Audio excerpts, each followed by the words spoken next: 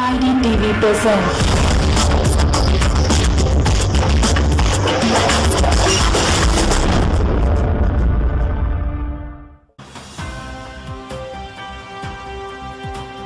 उत्तर प्रदेश, बिहार और पंजाब समेत उत्तर भारत में शीतलहर का प्रकोप जारी है। दिल्ली में बुधवार की देर रात लगातार दूसरे दिन बूंदाबांदी हुई। दिल्ली में बारिश होने से एक बार फिर ठंड के बढ़ने के आसार हैं। माकपा महासचिव सीताराम येचुरी एवं पूर्व छात्र नेता कन्हैया कुमार सहित जवाहरलाल नेहरू विश्वविद्यालय के कई पूर्व छात्रों ने विश्वविद्यालय में हिंसा को लेकर केंद्र सरकार पर हमला बोला और आरोप लगाया कि सरकार संविधान को नष्ट करने का प्रयास कर रही है। जम्मू कश्मीर के श्रीनगर में हबाक चौक पर आतंकियों ने सीआरपीएफ की एक पोस्ट पर ग्रेनाइड से हमला कर दिया। इस हमले में 2 स्थानीय नागरिक घायल हो गए।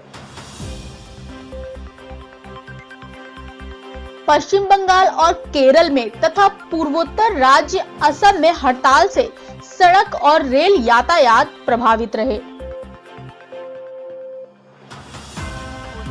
हिमाचल प्रदेश के अलग अलग क्षेत्रों में पिछले 3 दिनों से लगातार हो रही बर्फबारी और बारिश ने राज्य में जहां जिंदगी की रफ्तार रोक दी, वहीं राज्य के जनजातीय क्षेत्रों के अलावा ऊपरी शिमला भी शेष विश्व से कट चुका है और मैदानी क्षेत्रों में बारिश का सिलसिला जारी है।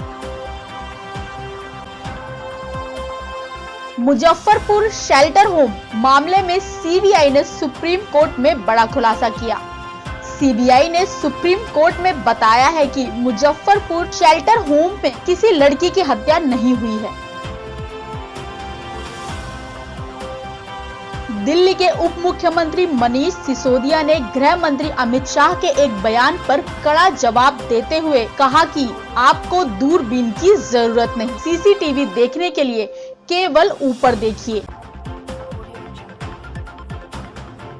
जम्मू के कटरा से शिवखोड़ी दर्शन के लिए जा रहे श्रद्धालुओं के साथ एक बड़ा हादसा हो गया।